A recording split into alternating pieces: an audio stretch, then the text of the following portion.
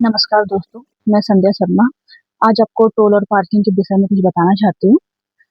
7 सितंबर 2025 को मेरे द्वारा नगर पालिका से एक आरटीआई मांगी गई थी, जिसमें टोल और पार्किंग के विषय में जानकारी लेना था। जब ये आरटीआई 8 अक्टूबर 2025 को मेरे पास आई, तो इसमें सूचनाएं अधूरी थी, कुछ भी स्पष्ट नहीं था। साफ पता चल रहा था कि चीजें छुपाई गई हैं। जब मैंने आपत्तियां मांगी थी, वो आपत्ति आधी अधूरी थी। सेम एक जैसा ही जवाब था सारी आपत्तियों में, जैसे कॉपी पेस्ट कर दिया गया हो। सब में यही लिखा था कि शहर के जो बुद्धिजीवियों ने आपत्तियां दी थी, उनके निस्तारण के लिए सबको बुलाया गया था, और बुलाया गया था मई के महीने में, 15 मई को। 15 मई को बुलाया गया, और मीटिंग में कोई भी आपत्तिकर्ता शामिल ही नहीं हुआ। तो क्या ऐसा हो सकता है कि जिन लोगों ने आपत्तियां दी हैं, उनमें से एक भी आपत्ति का निस्तारण करने के लिए ना गया हो? तो जब ये सवाल आया, और बहुत सी आपत्तियां ऐसी थी कि कुछ आपत्तियां मेरे पास आई तो उनका निस्तारण का जवाब ही नहीं था। तो वही आधे अधूरे सवालों के लिए मैंने उसके बाद श्री एसडीएम साहब के पास एक प्रथम अपील लगाई। इसकी कॉपी यह है। और प्रथम अपील के बाद 7 नवंबर 2025 को मेरे द्वारा प्रथम अपील लगाई गई थी। 7 नवंबर से लेके 17 नवंबर तक प्रक्रिया हुई। 17 नवंबर को मेरे पास नोटिस की कॉपी भेजी गई, और उसमें मुझे और नगर पालिका को 26 नवंबर के दिन सुनवाई के लिए बुलाया गया। यह है वो नोटिस जिसमें मेरे द्वारा प्रथम अपील करी गई थी, और 26 नवंबर को मुझे और नगर पालिका को साथ में बुलाया गया था सुनवाई के लिए। और 13 मई को जो इन्होंने आपत्तियों का निस्तारण के लिए करा था, वो 15 मई नहीं है, 13 मई है। तो उसमें सब कॉपी पेस्ट ही था कि कोई भी नहीं आया, इसलिए उन्होंने खुद ही निस्तारण कर दिया। अब सवाल ये उठता है कि अगर निस्तारण हो गया था तो उसकी कुछ तो प्रक्रिया होगी, लोगों को भेजा गया होगा संदेश कि आप आइए मीटिंग पे। ऐसा कुछ भी उन्होंने मुझे नहीं दिया।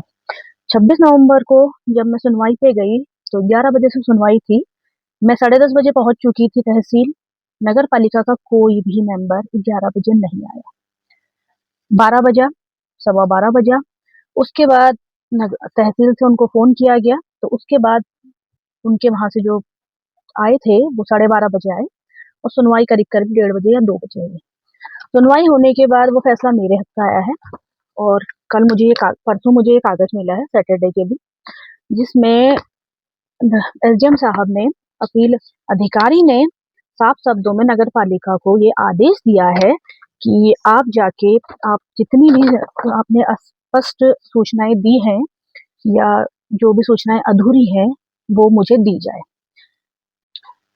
मैं संध्या शर्मा जनता के अधिकार के लिए हमेशा ही लड़ते हुए आई हूँ, और आगे भी लड़ते रहूंगी।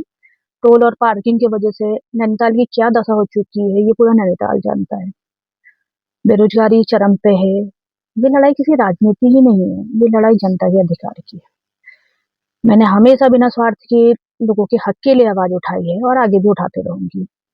अगर नगर पालिका ने अवैध रूप से वसूली की है, अगर आपत्तियां सिर्फ कागजों पर निपटाई गई हैं, तो मैं इस मामले को सूचना आयोग तक लेके जाऊंगी, और हो सकता है कि अगर मुझे कोर्ट तक जाना पड़े तो मैं कोर्ट तक भी जाऊंगी। जनता के पैसों का हिसाब जनता को देना ही पड़ेगा, क्योंकि बिना आपत्तियों के कैसे ये टोल पार्किंग शुरू कर दी गई, मुझे यही समझ में नहीं आया है। जब मई में निस्तारण हुआ, या मई में निस्तारण के जो इन्होंने मुझे कहा है कि हाँ 13 मई को बुलाया और नहीं आया कोई भी, तो फिर अप्रैल के महीने से कैसे पार्किंग शुल्क बढ़ा दिया गया? सबसे बड़ा सवाल ये है। तो अगर कहीं पे कोई गलती करी गई है, और कहीं पे हम नैनीताल वासियों का हक मारा जा रहा है, तो मैं उसके लिए बहुत आगे तक लड़ाई लड़ना चाहती हूँ। और मुझे ये जनता के हक के लिए लड़ना है। मैं एक आम नागरिक हूँ, और जब एक आम नागरिक खड़ा होता है, मैं सिर्फ जनता के हक के लिए लड़ रही हूँ, और मैं हमेशा उनके हक के लिए लड़ते रहूंगी। मुझे नगर पालिका से कोई प्रॉब्लम नहीं है, कोई दिक्कत नहीं है। नगर पालिका सुचारू रूप से अपना काम करे, तो मेरे जैसे जो आम नागरिक है वो भी उनका साथ देंगे। लेकिन अगर नगर पालिका गलत करती है, तो मेरे जैसे जो आम नागरिक है वो आवाज उठाएंगे। और मैं आप सबसे चाहती हूँ कि आप लोग मेरा सपोर्ट करें, और अगर आपको लगता है कि मैं सही हूँ, तो आप लोग मेरा साथ दें, और नैनीताल की इस लड़ाई के लिए, इस पार्किंग की लड़ाई के लिए कृपया आगे आए। धन्यवाद।